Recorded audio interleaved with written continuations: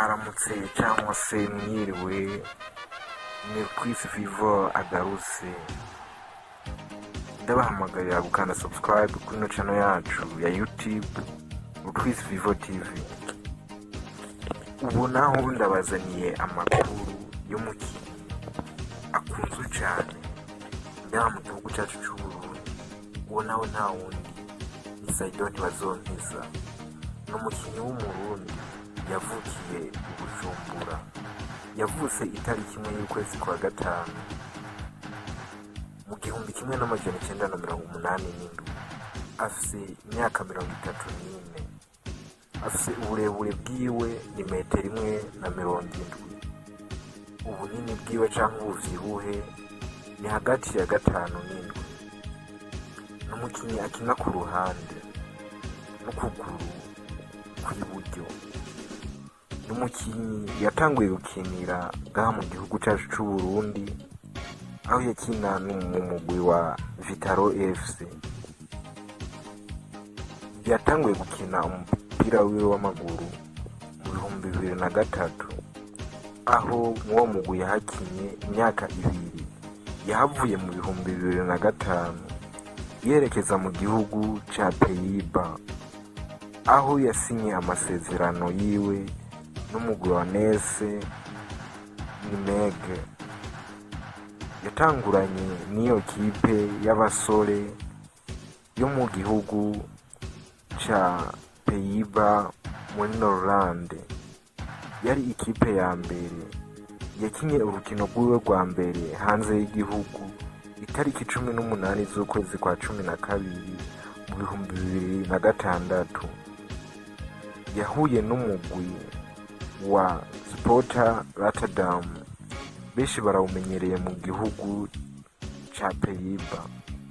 Amasezerano yiwe yarafise yarayo imyaka 4, bishobotse bakanamwongera iyindi myaka 2 kugeza mu 2012.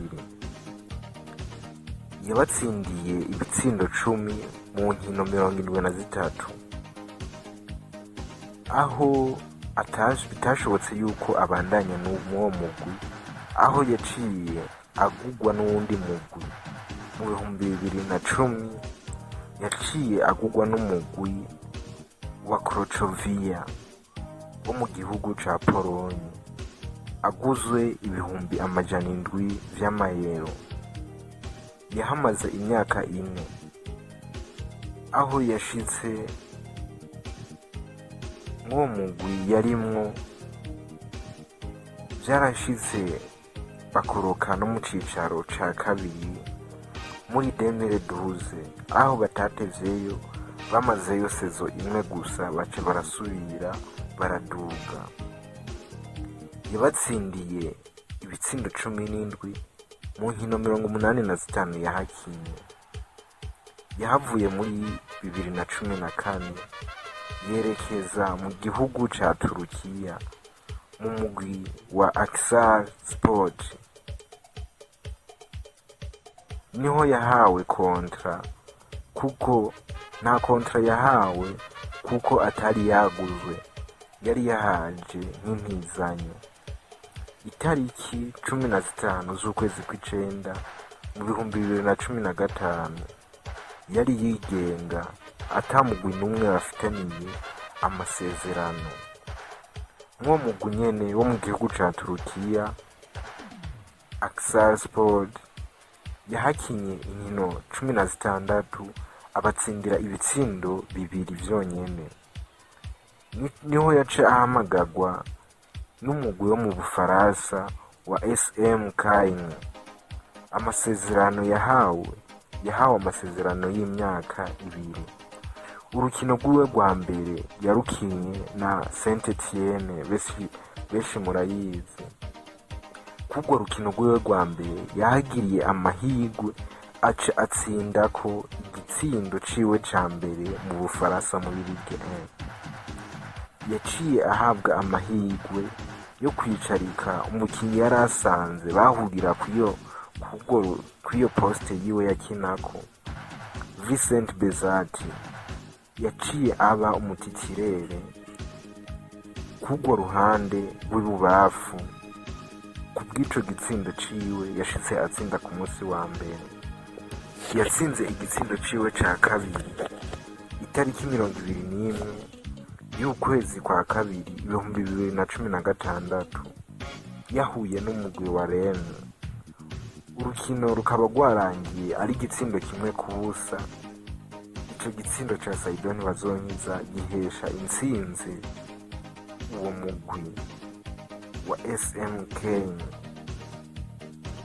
Aho niho yandikiye amateka aca amenyekaniraho cane, ariko mw'ico gihe yaciye agira imvune amara ukwezi kose adahonyoye mu kibuga. Isezo ica irarangira. Imaze kurangira ntiyasubiriye kuronka umugwi usubira kumwizera, ariko mwomenya ko nk'uwo mugwi wo mu Bufaransa muri ligue 1 yahakinye inkino 14 abatsindira ibitsindo 2 kuko yarafise amasezerano y'umwaka umwe.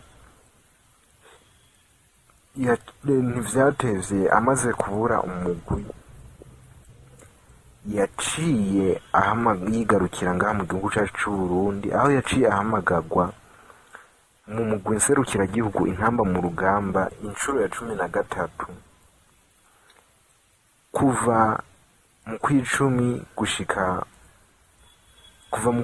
mu 2010 gushika mu kwa gatatu 2015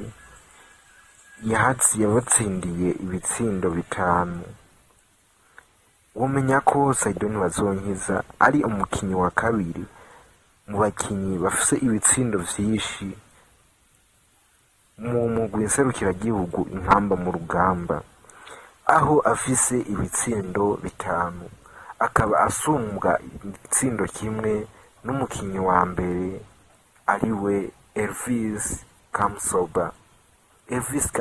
Niwe mukinyi afise ibitsindo vyinshi, niwe mumeyere bitere mu gihugu cacu c'Uburundi mu guserukiragihugu intamba mu rugamba.